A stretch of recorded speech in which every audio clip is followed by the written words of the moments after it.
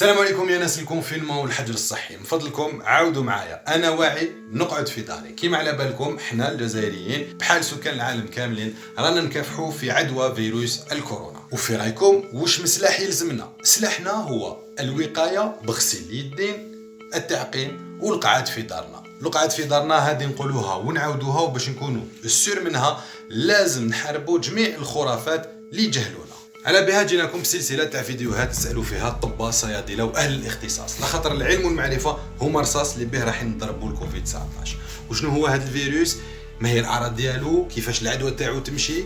كيفاش نتعاملوا مع بعضنا؟ كيفاش نديروا ولازم نديروا مع الكبار ومع صغارنا؟ حبيتوا تعرفوا؟ ما عليكم غير لا تعاودوا مورايا هذه الجمله: انا واعي نقعد في داري نتفرج ونبارطاجي.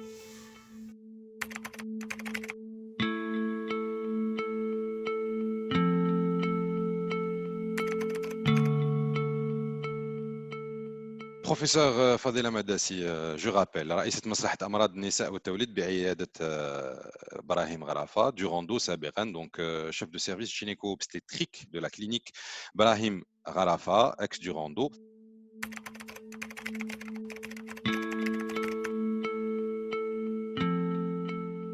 On va parler d'allaitement, hein, الرضاعة الطبيعية, l'allaitement naturel.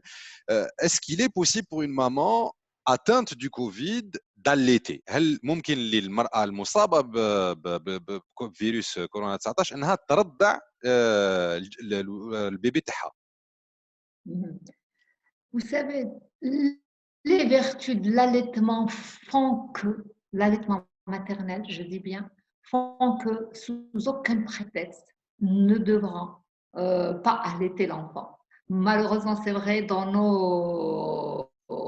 nos sociétés actuellement, l'allaitement maternel a tendance à être délaissé. On ne comprend pas le pourquoi des choses.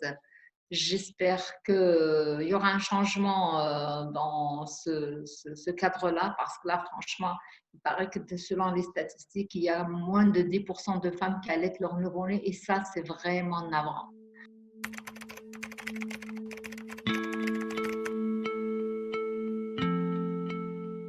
L'allaitement est préconisé, quand bien même elle est Covid+. Il n'a jamais été prouvé que le virus passe de la maman vers le lait maternel. Donc là, la patiente peut être rassurée. Elle peut allaiter. Par contre, comme je l'avais dit tout à l'heure, la contamination pourrait venir du contact beaucoup plus.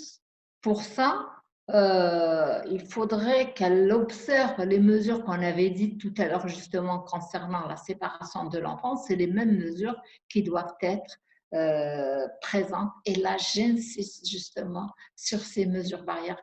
C'est les seules qui peuvent protéger l'enfant de cette contamination.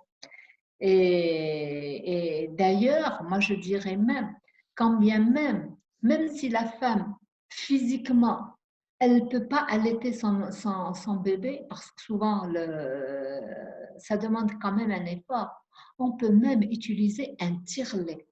Donc, tirer le lait et le mettre dans le biberon, et une tierce personne pourrait le donner à son enfant.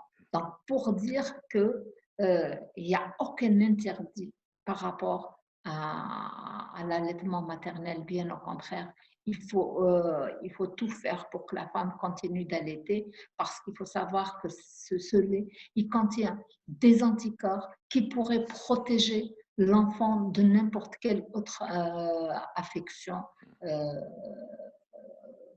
entre autres Covid par exemple. C'est les anticorps de toute manière passent, surtout les immunoglobulines G, elles passeraient donc ça pourrait protéger en quelque sorte l'enfant pendant la période cruciale, juste la première semaine par exemple de la naissance. Ouais.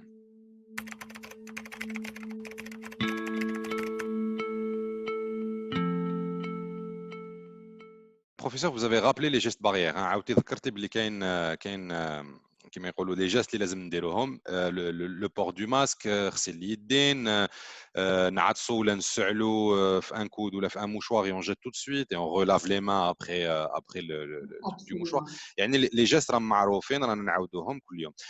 كاين دي جيست سوبليمونتير ولا plus précis qu'une femme enceinte qui allait doit suivre. يعني المرأة اللي تكون ترضع بالإضافة على التوصيات المعروفة للحد من انتشار وباء الكورونا، هل هناك توصيات خاصة زيادة للمرأة اللي تكون ترضع؟ Bah, مثلا tout هل لازم تغسل الثدي تاعها قبل ما ترضعوها شاك فوا لازم تغسل الثدي تاعها ولا لا absolument. لا هاد Je crois الامور هذه. que je crois que ça, c'est pas spécifique à la période Covid. Normalement, une femme qui allait, elle doit toujours nettoyer son sein avant de démarrer l'allaitement et également le faire à la fin de l'allaitement.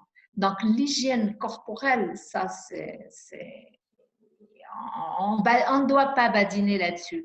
Il faut être l'hygiène corporelle, c'est une nécessité absolue. Théoriquement, chaque matin, la femme doit prendre sa douche ou son bain. Il n'est pas dit que la femme enceinte, là, j'en profite pour anticiper sur ça. مازلنا في العوايد تاع المرأة 40 يوم ما تدوش. Mais c'est horrible. Vous vous rendez compte? Mais c'est un non-sens qui ne doit plus être observé.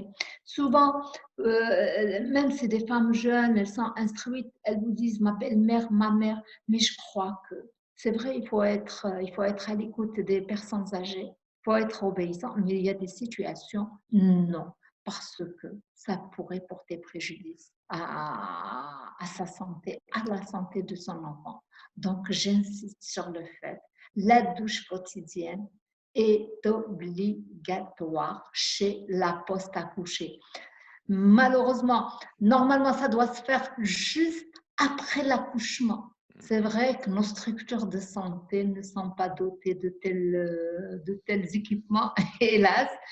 Donc, souvent, c'est quand elle doit sortir qu'elle doit le faire. Donc, mais malheureusement, même quand elle est chez elle, il faut attendre 40 jours. Ça, c'est inadmissible de nos jours. Donc, en plus donc, des mesures barrières, donc la douche quotidienne, l'hygiène du sein avant et après chaque tétée, et particulièrement en ce moment.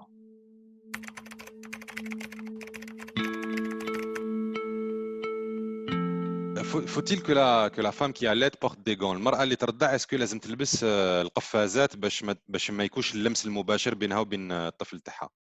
Eh bien, ça, moi, je déconseille vivement le port de gants.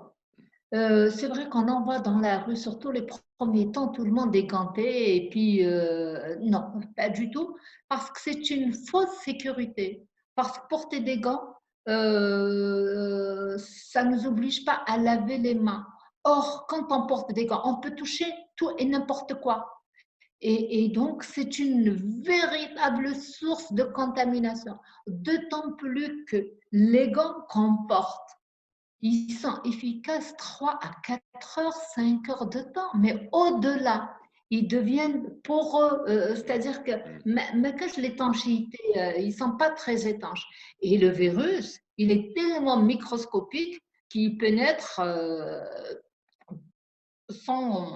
il pénètre facilement. Donc, moi, je déconseille vivement le port de gants à tout le monde. Le port de gants devrait être réservé au personnel soignant parce que le personnel soignant, il est là, il est avec le patient, il le manipule parce que le patient est porteur. Mais dès qu'il finit de prendre en charge ce patient, la première chose qu'il fait, c'est d'ôter ses gants. Et puis après, d'aller se laver ou de mettre du gel hydroalcoolique. Donc, je déconseille vivement le port de gants à la femme enceinte ou à tous les citoyens ordinaires parce que franchement, c'est une fausse sécurité. Ils se touchent, ils se lavent pas, ça l'empêche de se laver. Et se laver avec des gants, c'est vraiment du n'importe quoi, c'est un non-sens parce que le virus, il est rentré dans la main, on lave juste le gant.